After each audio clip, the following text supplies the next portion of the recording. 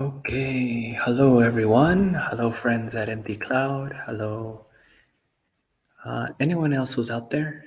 We'll just give it a couple more minutes to see if to give other people a chance to jump online. I know there's traffic and life happens and it's difficult to make it on time. Oh, much appreciated, Jens. Much appreciated.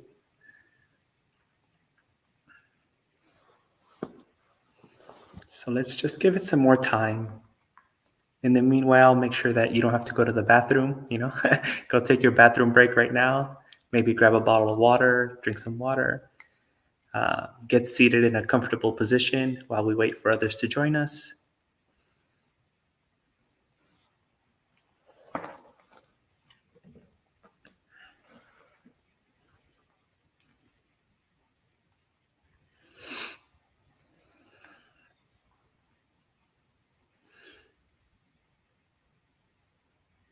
So I know a lot of you are joining us from the East Coast where Empty Cloud is at. I'm on the West Coast. I'm in North Hollywood, California, which is a district within Los Angeles. So I know it's a little bit later in the day there, but maybe for people over here, it's a little bit more difficult to get online at this time. So I'm just giving them a couple more minutes, maybe one more minute before we start today's meditation.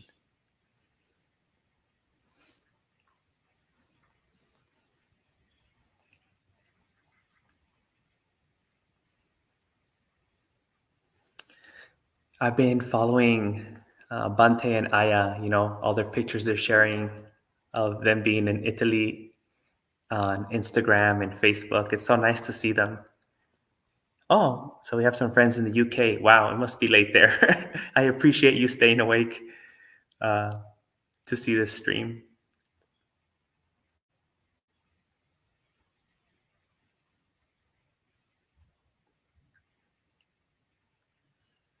Oh, I'm not sure. I'm not sure about, maybe there was a mix up. I'm not sure. I know I was scheduled to do Thursdays.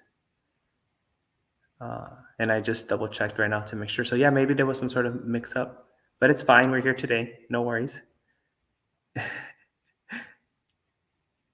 Joining from Texas. Nice. One of my favorite cities is San Antonio. I love San Antonio. Austin is very pretty too, but I love San Antonio. I was in the Air Force, so I was there for many times for training. And I don't know, there's something charming about it.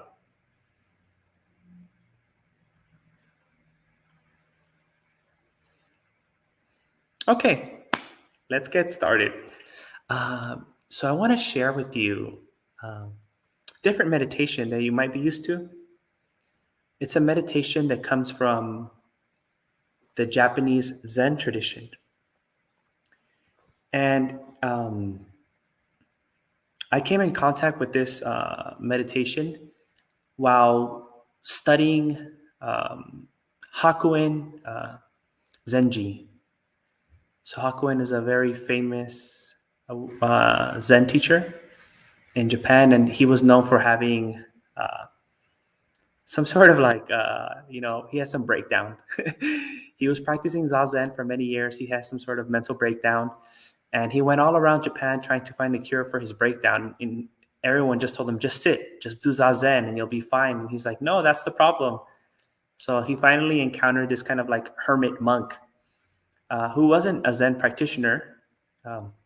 He was following some other type of Zen school, Buddhist school in Japan.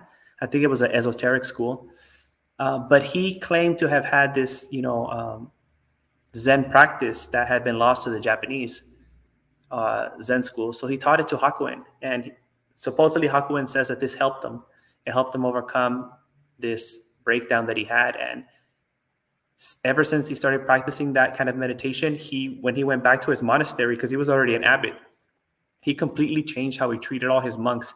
He stopped being so aggressive and controlling and wild. The Zen masters are already wild, and he became more loving and kind. And he said he saw all his monks as his children, and he was their mother.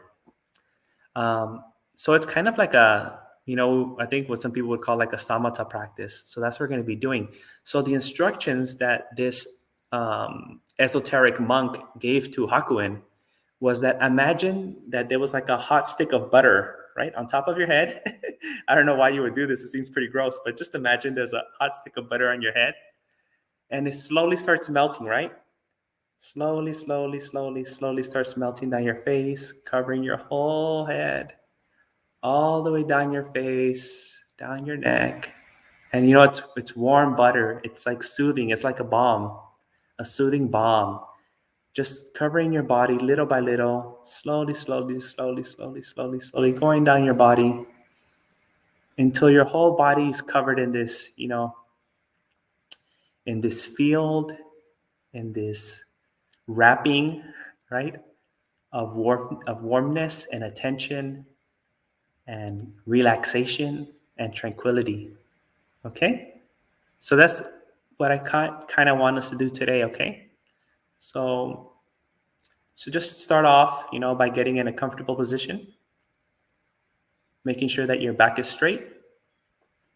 And since this requires a little bit of, imagery, I guess, to some extent, uh, I'll invite you to close your eyes if you feel safe doing that. So let's go ahead, get comfortable, get in our meditation position. And we can imagine, that there's a stick of butter on our head or whatever makes you feel comfortable. If you don't like butter, maybe like, chocolate or some soothing balm. And as we meditate for the next 20 to 25 minutes,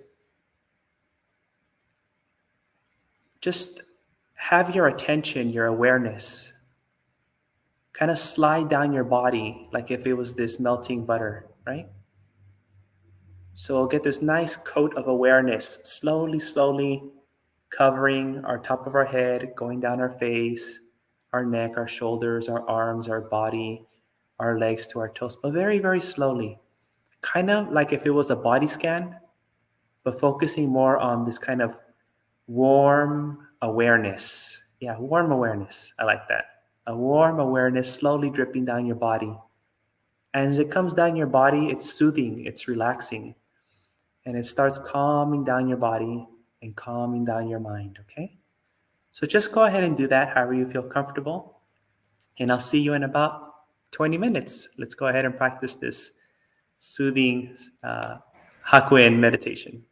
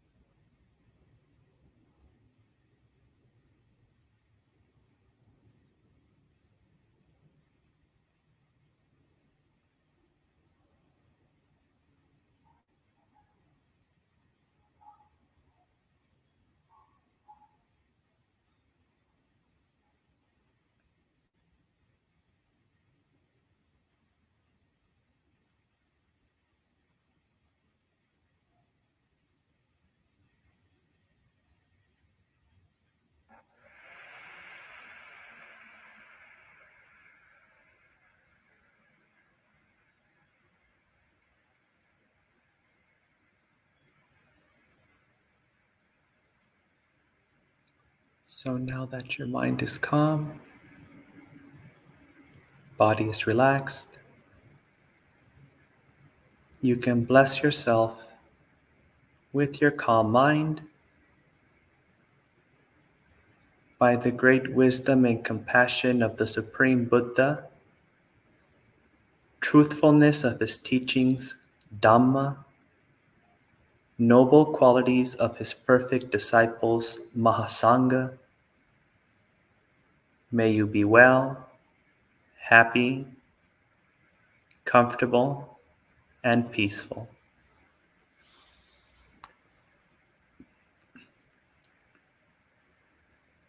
Sabitio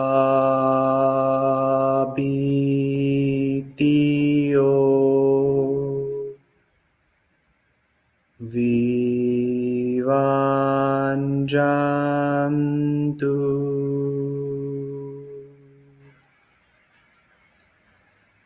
saberogo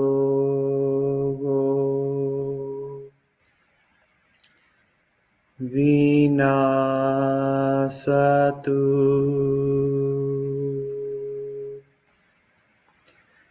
mate bhavantvanterayo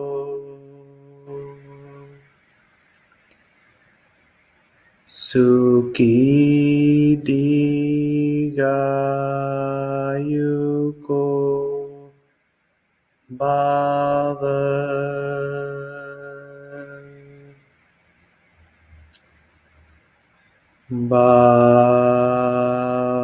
bhavetu sabbe mangelan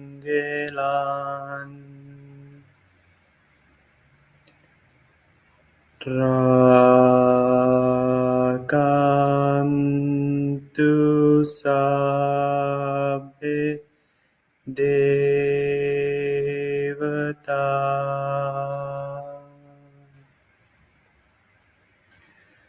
sabbe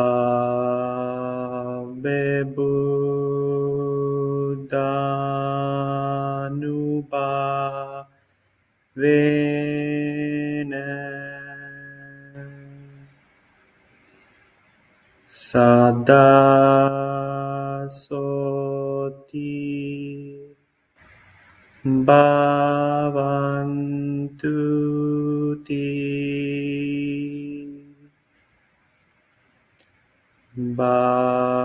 bhavetu sabbe mangelan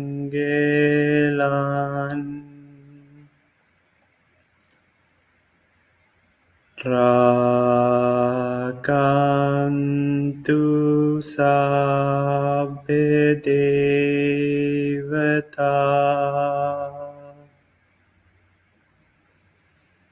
sabbe dhammanubhavena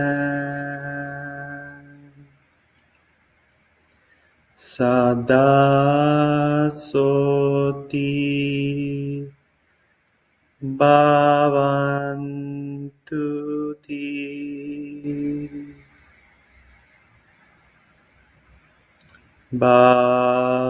bhavetu sabbe mangelan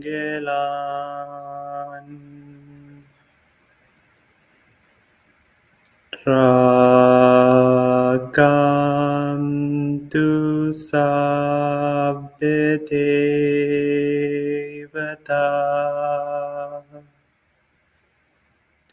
sabbe sanganubhavena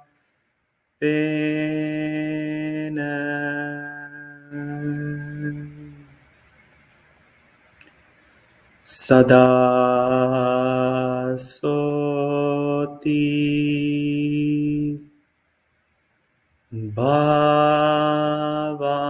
bhavantu ti.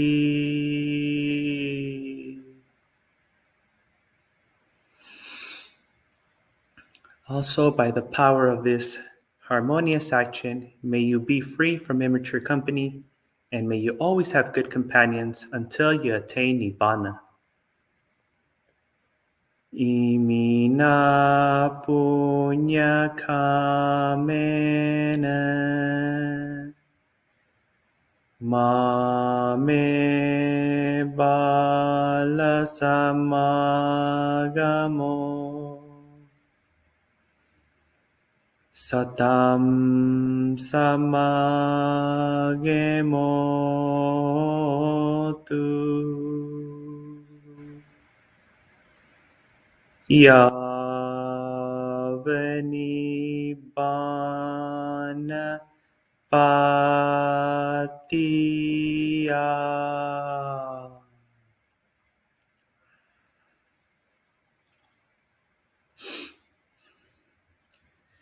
So before I start today's sharing of Dhamma, I'd like to pay my respects to the Buddha. Namo tase bhagavato arahato samma sambuddhase.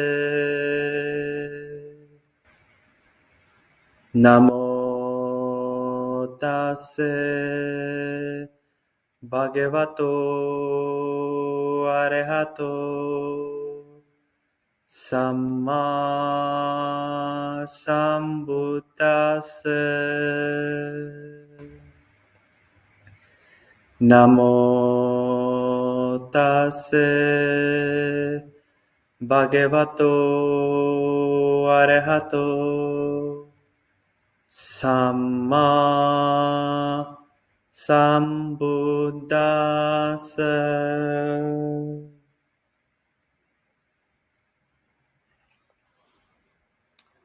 So I hope everyone here had a interesting meditation.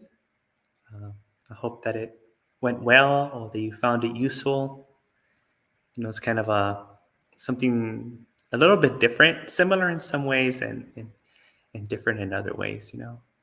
So it's something that I do not all the time. I kind of use it for particular things.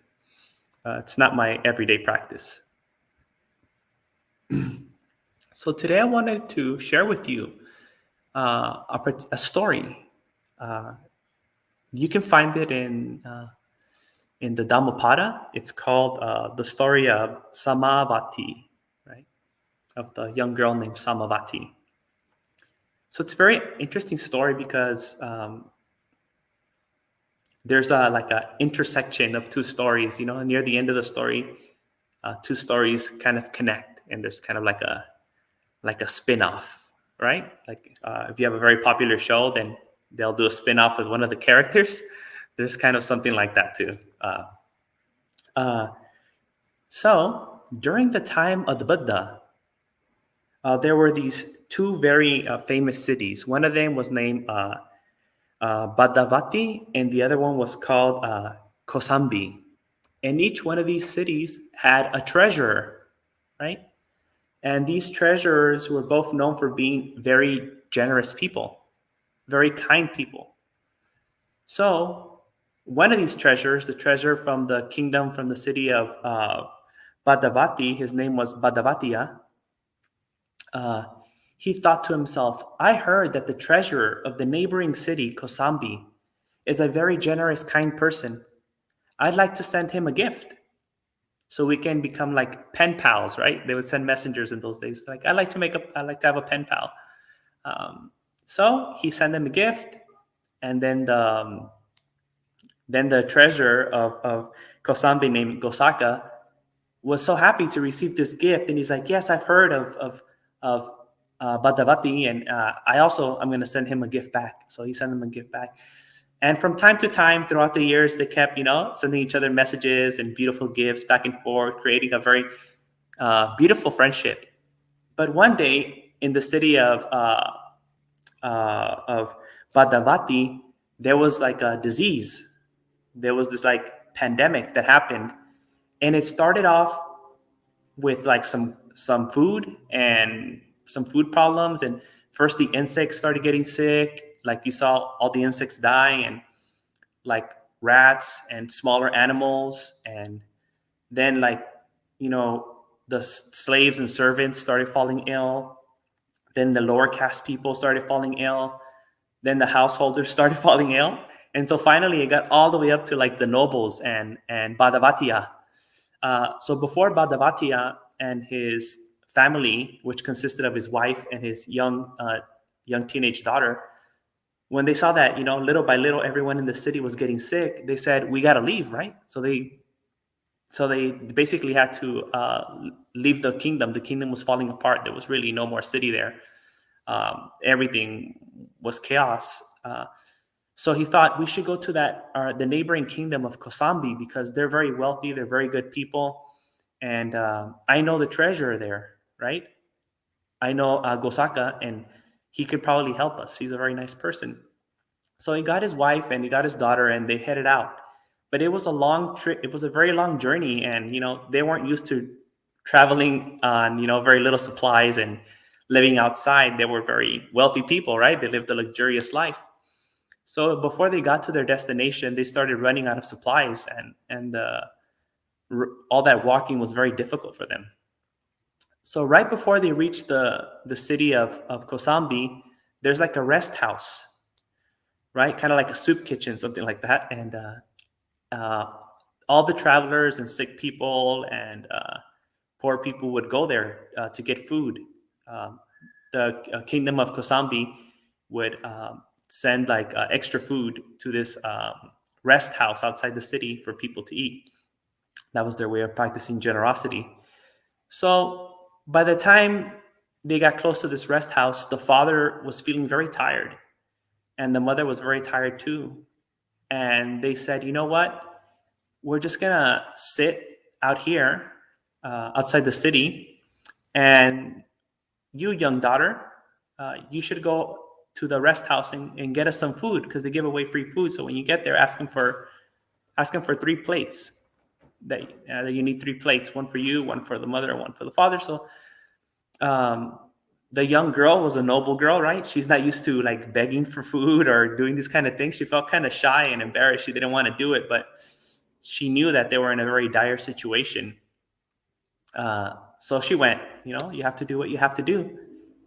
And when she got there, she noticed that it was chaos everywhere, right? Like people are all like just pushing and shoving, and people are yelling, and it's a madhouse, right? It's crazy, like super disorganized. Somehow she makes it to the front of the line, and the person serving the food says, how can I help you? She's like, can you give me 3 plates?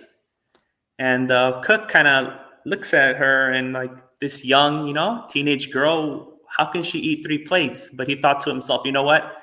It's not my place to judge. I'm just going to give her the plates. Here you go, 3 servings. So she was very happy to receive these servings. And then she went all the way back to where her parents were at, and her father ate, and her mother ate, and she ate. But as the day got later, and by the time it was nighttime, her father started feeling really sick. And the next morning when they woke up, her father had passed away. So obviously her and her mom were very sad, but her mom was still too tired to travel into the city. So that day she asked her daughter to go back to the rest house and get some more food for them, this time 2 servings for her and for her daughter, for the girl. So again, she went there, and it's crazy madness. She had to find her way somehow through all the pushing and shoving and yelling and all that kind of stuff. She made it to the front of the line, and that same cook was there, and he said, 3 plates, right? And she's like, no, 2 this time. I'll take 2. And he was like, that's weird, but who am I to judge, right? So he gave her the 2 servings of food, and she went all the way back to feed her mother. Both her and her mother ate very well, but unfortunately, her mom started feeling sick also. And the next morning, her mother passed away. So now it's only her by herself. The following day, went back to the rest house, right? Had to go through all that crazy madness of people fighting for food. And when she finally got to the front, the cook's like, 2 servings, right? And the girl said, no, only 1. This time the cook got a little smart, right? And he's like, "Oh, so you finally like learned your measure, right? You had big eyes but a small stomach." And she's like, "What are you talking about?" And she's like, "Well, the first time you got 3 plates and you realized that was too much food for you. And the second time you got 2 plates and you realized that was too much food for you. Now finally you learned that 1 plate's good enough for you, right? That you'll get full on 1 plate." She's like, "No, that wasn't the case, sir. Actually, she told the whole story about her parents and everything that happened. Uh, and he obviously felt really bad after that, right? He felt really bad. And he's like, "You know what? I'm actually the one who runs this whole rest house. So you know what? You're such a nice girl for taking care of your parents. I'll be your father now. I'll adopt you and you can work here with me and you don't have to worry about anything." And so she was very happy, right? She didn't have anyone left. Her parents had died. She can't go back to the city because the city was full of disease. So she ended up staying there with him. And after a couple days, she started thinking like, I should do something for my adopted father because he took me in. Maybe I can organize this rest house because it's like way too chaotic. And I think he would like that. So she went to him and she said, "Father, maybe I can kind of create these like lines or organize a place for people to like come in one way and exit another way without them having to fight and push and all this noise and mess going on."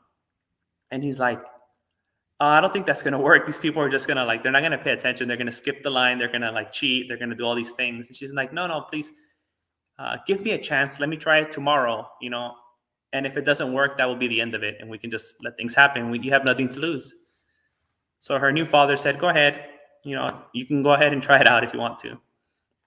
So she spent the whole day, creating some sort of way to funnel the people to get food. And the next day, when everyone showed up, she went out there and she started guiding people through the line that she created. And luckily enough, everything worked out. Like it was very smooth, and her new adopted father was very happy with her. He was very pleased. Like, wow, I adopted such a very intelligent young lady. I'm so happy. I'm so happy to have her. It was a blessing. So the following day, again, they used the same system that she created, and again, nice and smooth, no problems. But after a couple of days, the treasurer, of Kosambi, who was the one who used to provide all the grains and the food to keep the rest house going, he used to go out every day and, put his head outside the window to listen to the people coming to get the food and all that kind of stuff. And that made him feel good because, like, oh, you know what? We're giving people food. I feel happy that they're eating. But for a couple of days, he noticed that there was no like noise. There was no people. He couldn't tell there was people. So he was a bit confused. He went down to the rest house and he spoke with the main cook and he said, "Did you run out of food? Did you run out of money? I've been sending all this stuff. Like, have you been stealing it? What's going on? Like, there's no people coming. I don't hear them anymore." And the cook there said, "No, that's not the case, actually. People do come now. But, we have this nice setup where everyone's nice and organized and there's no more fighting. There's no more yelling or none of that stuff." Says, "How did you come up with that system?" He's like, "Oh, no, it wasn't me. It was my daughter." And then the treasurer goes, "You have a daughter? Like, where did she come from? I've known you all these years. I've never seen your daughter." He goes like, No, it's like my adopted daughter. I just adopted her." "Well, who is she?" "Oh, and he said the whole story, right? Like, oh, she's the daughter of the treasurer of the city of Badavati. And her father was Badavatiya, the treasurer." And he goes, "What? That was my friend. He was my pen pal. Like, we were friends for many years. You know what? Where is she? Call her out." So he called out the young girl and and he asked her, "Is it true that you're the daughter of Badavatiya?" And she's like, Yes, I am his daughter." And he goes, "Well, we were good friends. So now, you know what? You're going to be my daughter. I adopt you."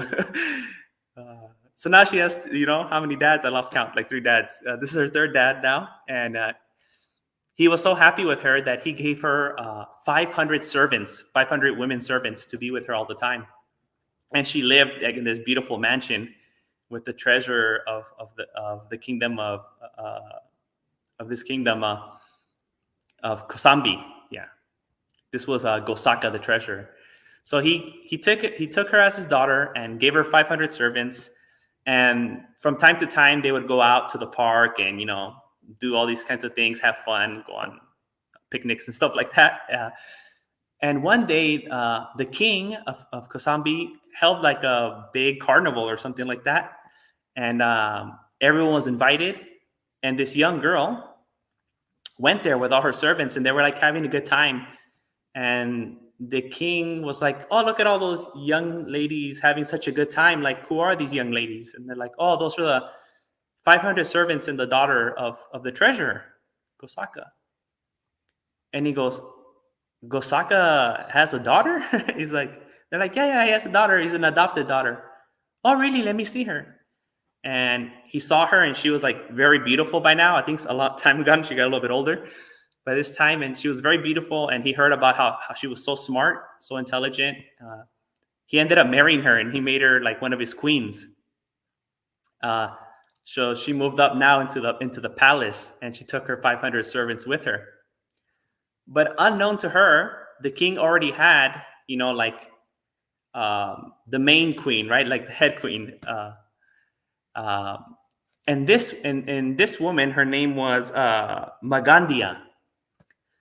So now I got to tell you the story of Magandia for this to make sense, the rest of the story to make sense. So many years before this story took place, this is the spin-off, okay? Many years before, one day the Buddha was meditating under a tree outside the town of Kosambi. And that same morning, there was a very rich man who had the most beautiful daughter in Kosambi. And so many, for so many weeks and so many years, months, all these rich young men and all these princes from all over India at that time would send like proposals to like marry her, to be engaged with her. Everyone wanted to be with her, but her father didn't think anyone was good enough for his daughter. He's like, no one's good enough. So he turned all these, rich nobles down, and he turned all the rich merchants down, and he turned down princes, and he turned down kings too. He's like, I got to find the right husband for my daughter.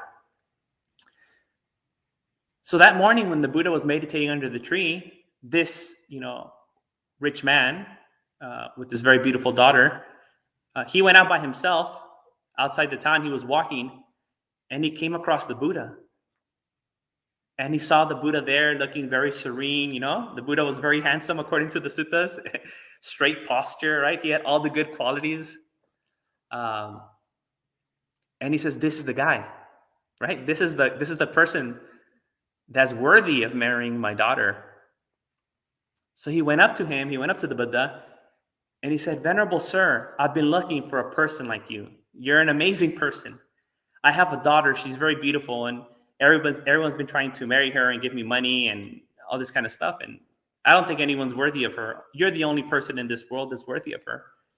Will you accept my daughter?" And the Buddha didn't say anything the whole time. He was just there meditating.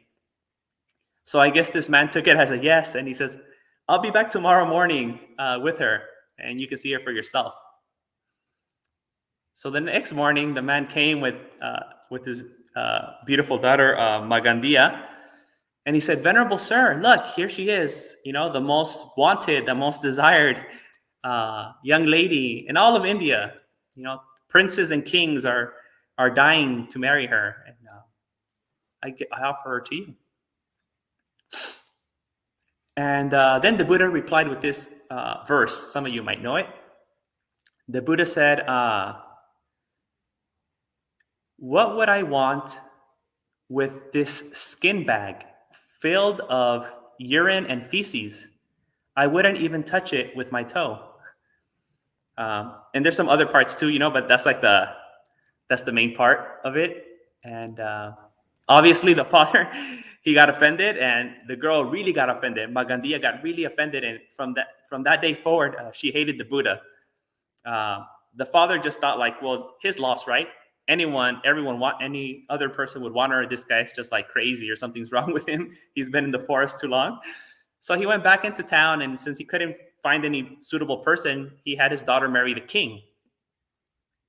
So she became the main queen of the king of Kosambi at that time, and that's the same king that this other girl, Samavati, the orphan, right, with the 500 servants, the one who helped in the rest house, got married to, right? So now this king has these two main wives, the one that felt insulted by the Buddha, and the one that was adopted by the treasurer and then ended up marrying the king.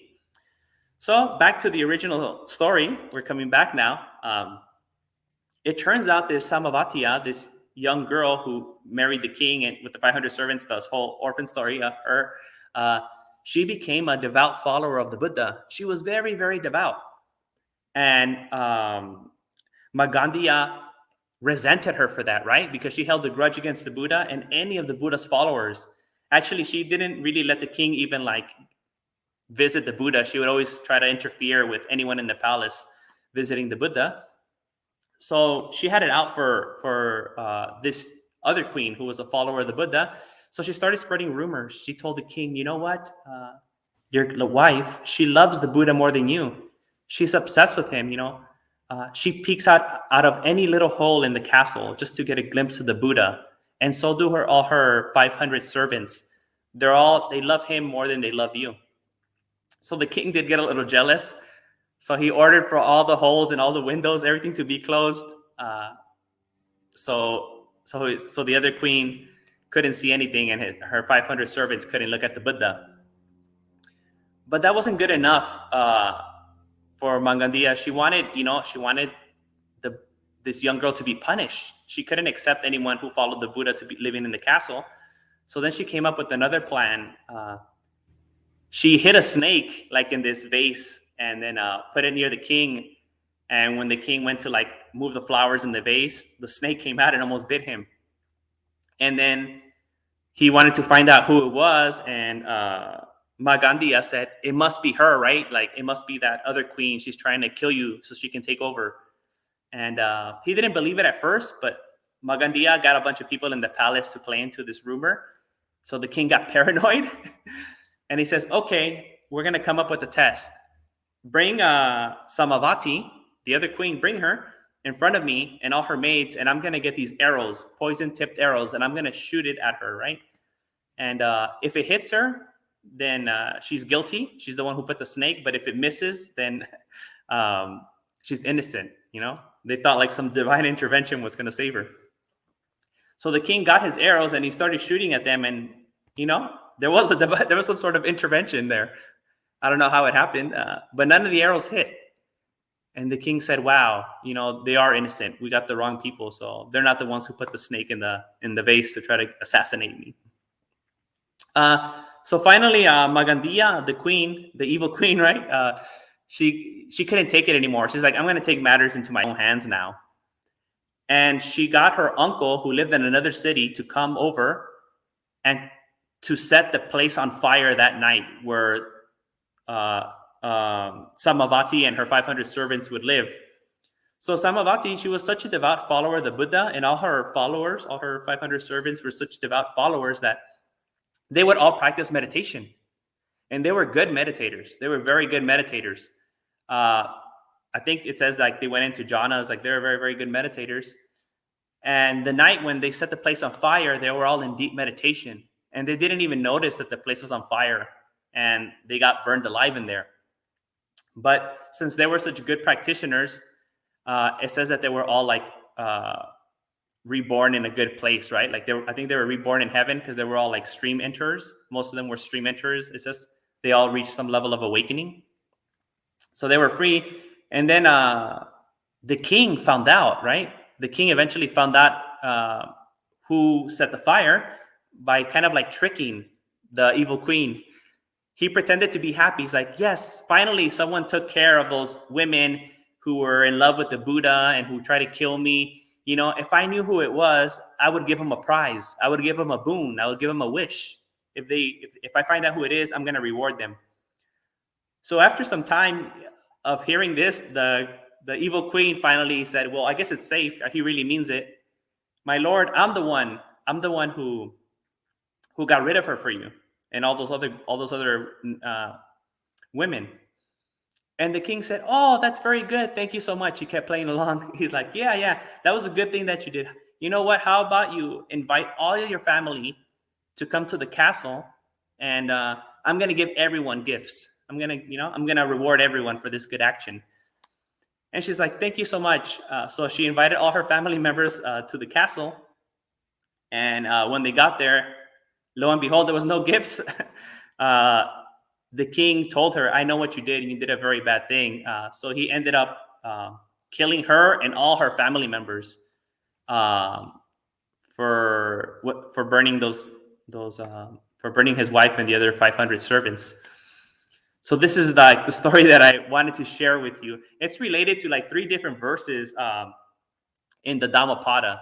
So it's very interesting. It's one of my uh, favorite stories because I just love crossovers. I love spin-offs. Like, before I was a monk, I used to kind of like how these kind of things happen in stories, and the more elaborate it gets, the more interesting. I grew up watching novelas with my mother, so I'm very much into like all that drama novella kind of thing. It's in there in me since I was a little kid.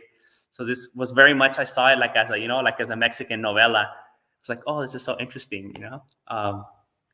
So yeah, that's what I wanted to share with you today. I don't know if you have any comments or questions, or if you want to share about the story that I shared with you today. You can go ahead and put them in the chat.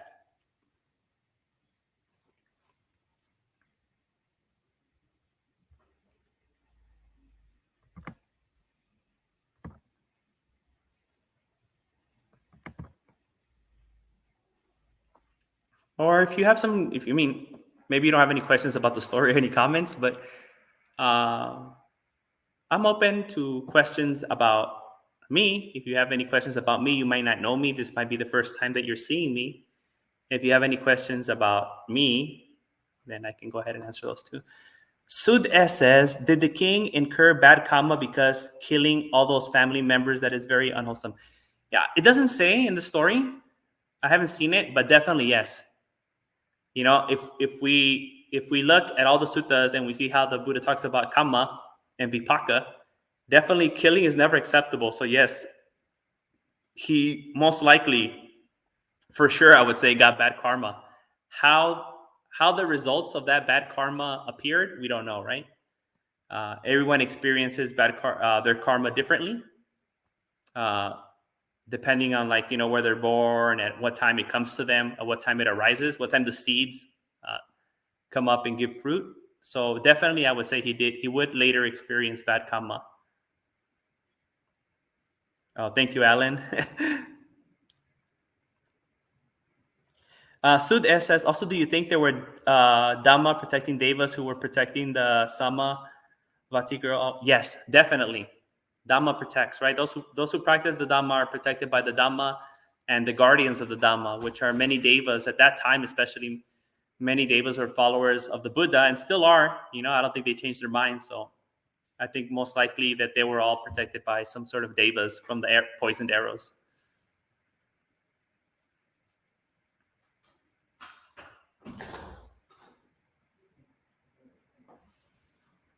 I mean, if we look at the benefits in the one sutta where it talks about the benefits of metta meditation, about sleeping well, not having nightmares, waking up on time, you're protected from fire, from weapons, from humans and non-humans.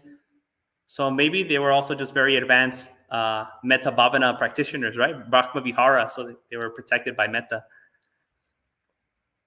About Sunita J says, thank you. The question about the meditation. Once the butter melts all over, all the way to our feet, do we sit and feel it, or do we focus back on our head through the same process? Oh yeah, I didn't clarify that, did I?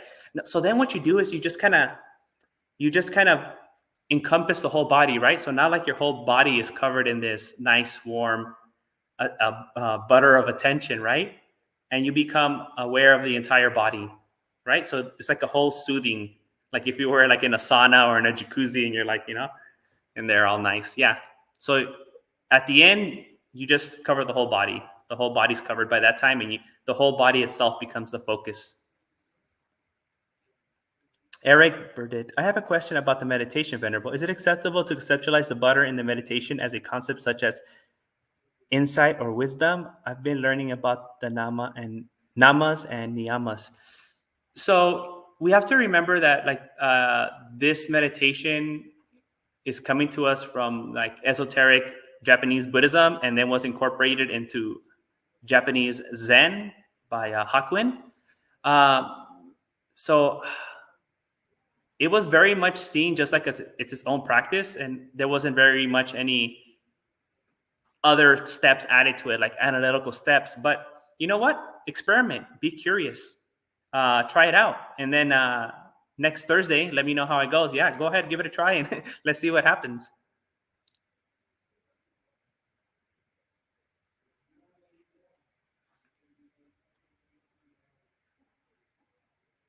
Oh yes, so that's Samavati did die in the fire also with her 500 servants.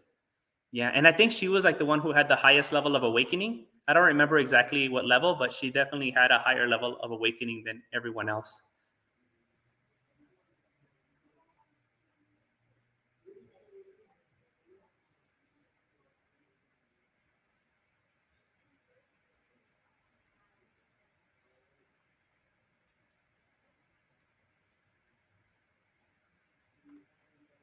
Any other questions, comments, concerns? There we go.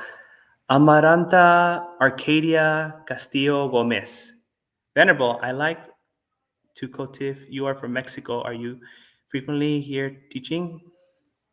Uh, yes, I frequently do go to Mexico. Unfortunately, because of COVID, it really hasn't happened. I only went once this year and just recently. But yes, usually I do meditation retreats in and around La Ciudad de Mexico, Mexico City. Also, I go to where my family's from. I go to Zacatecas, and Jerez, Zacatecas. We also do retreats there. And then I've also done 3 retreats in La Paz, Baja California Sur.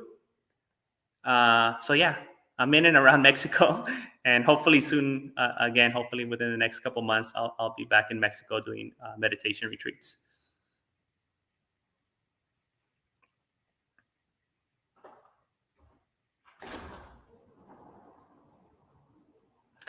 Sud asks, so what, Bhante, what do you like to state is the moral of the story for this? Oh, yeah. So the Dhammapada verse talks about, well, there's 3 of them, but they all focus on like diligence, right? On being active, on appamada, right? So that's really what it's about, having a good practice, keeping constant practice, being a good person, right? Doing all these things. I guess there's many things, with the evil queen, we can say like learn to overcome mana, which is like conceit, not to be prideful, because they'll come back, not to be cruel, not to lie to people like she did to the king. There's a lot of morals in the story, you know? And I think Samavati is kind of presented as like a person to emulate, right? Like for young girls. I think that's the point of this story, right? Kind of like in Disney princesses, they're kind of like the ones that you're supposed to emulate. So she's kind of like, like the Buddhist Disney princess, and you should try to be like her, right? A person who is so devoted to her parents, she fed them, and then a person who was devoted to her adopted father, and she helped them organize the place. And she was also a good queen, and even though the other queen tried to hurt her, she never tried to hurt her back, and she still loved her husband, the king. And she was devout to the Buddha, even though she was being, persecuted for her religious beliefs. She still followed. So, yeah, she's kind of like the person that we should be, right? She's the heroine of the story. She's a protagonist.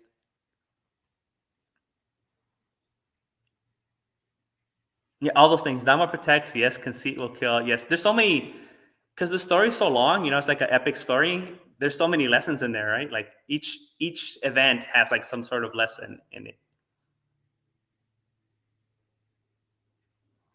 Yes, if you want to know about our events in Mexico, you should go to our Facebook page called Casa de Bávana Internacional. So Casa, I'll put it in here. De Bávana International.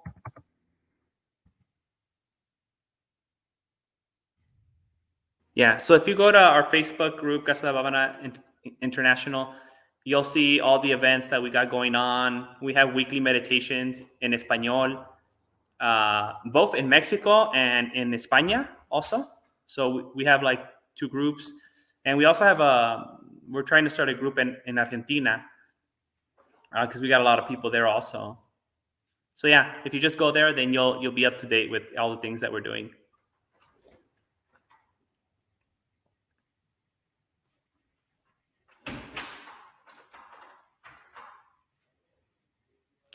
Alan Pito. Okay.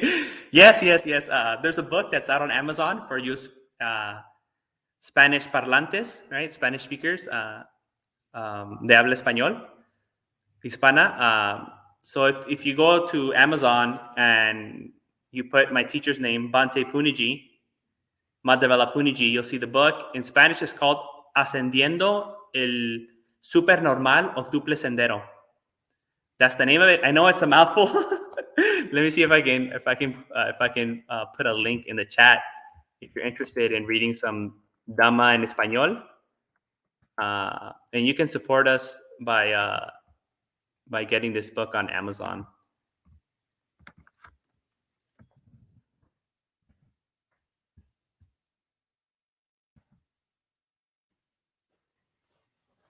Also, if you go to our website, casadebhavana.com, in casadebhavana.com, if you go to like where it says enseñanzas, which means teachings, we have a lot of free books there that you can download, PDF books. So if you go to our website, casadebhavana.com, you can download free books also that we have there.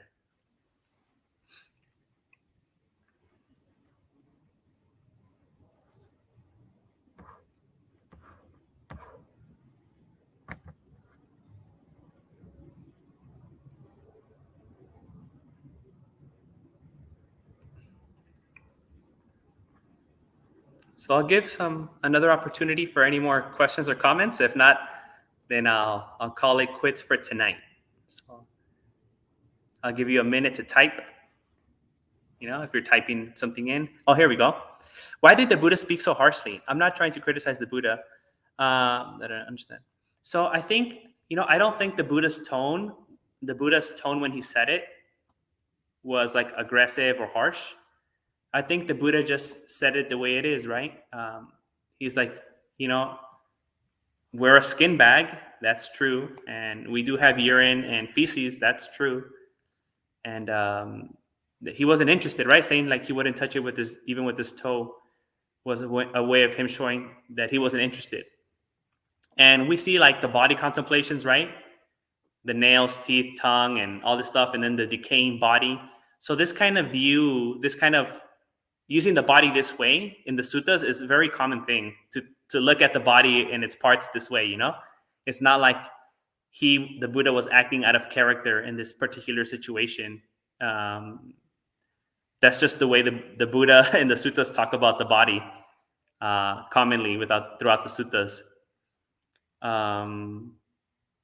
Yeah, but I can see why you would think why people would think that, right?